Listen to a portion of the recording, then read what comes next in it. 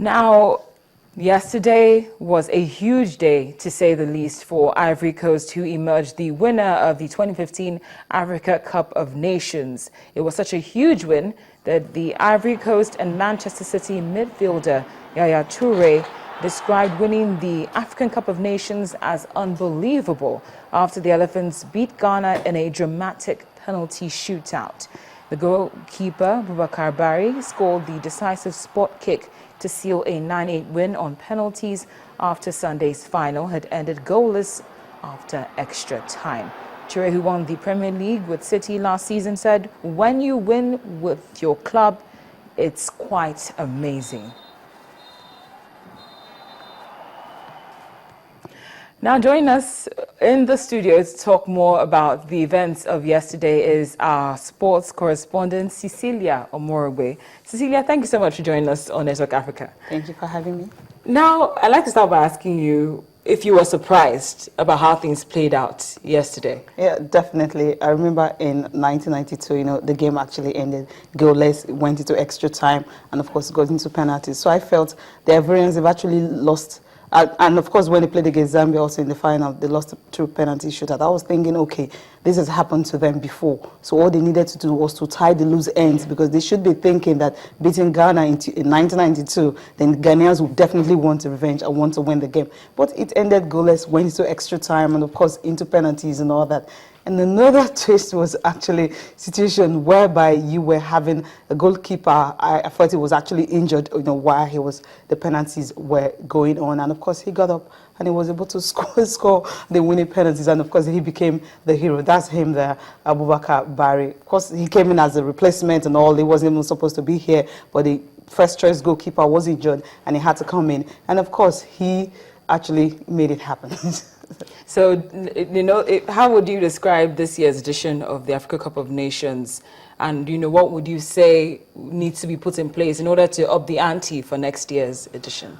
Well, I think a lot, because at first, how will I describe the way it's actually panned out? I didn't expect countries like Cape Verde to actually crash out at the group stage. South Africa had a perfect, when they were qualifying, perfect preparations before the tournament. So I felt, okay, the South Africans would definitely want to win, because the last time they won, Nigeria were not at the tournament, and everyone felt, okay, since Nigerians are not here, the South Africans might just win this. But it just did not happen. And of course, for Algeria to have finished second in the group, the highest ranked nation in Africa, I was thinking, okay, they will top their group and they don't get to meet a bigger team. They might just get to the final. I was expecting Cote d'Ivoire and Algeria at the finals. That was actually my expectations. Well, the Ghanaians, of course, were there. And at the end of the day, it was really shocking for me. And there's some countries also that qualified to the quarterfinals that you felt, okay, they can't really get there. The host nation, for instance, Equatorial Guinea, they got there through a whole lot of penalties, issues, and all that. And another thing is, for CAF, what should they do next in the next tournament? This one, people actually criticize it based on the fact that you gave it to a nation who at first were disqualified because they fielded ineligible player, but they said they wanted to host and it was given to them. Of course, they were the only country available to host after the Moroccans actually declined. And another thing is also the fact that they could not just they could not protect the fans, the players, because when the tournament started, Avram Grant, the Ghanaian coach, complained about the fact that they were given a berth without AC, air conditioning and all that. So, and the distance between the hotel and the stadium was quite far. And another thing is that they were changing their training grounds and all that. They didn't like that. And also the fact that when the game between Equatorial Guinea and Tunisia, in that particular game where players had to, gather around the referee and all that because of the some calls he made while the game was ongoing. Usually you don't expect that in a tournament like this.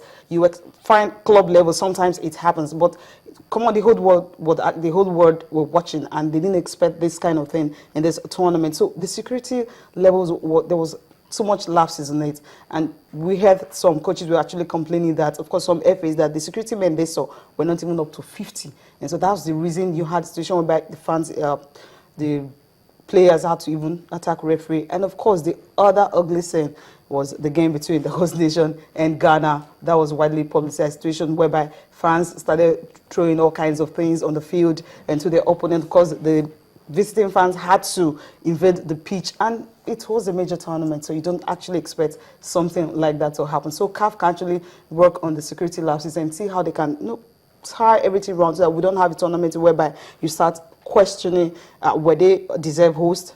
How come we don't have securities? And what if some fans had died because of the whole rancor and all that? Well said. Thank you so much for joining us. So security, more participation, and buses with air conditioning.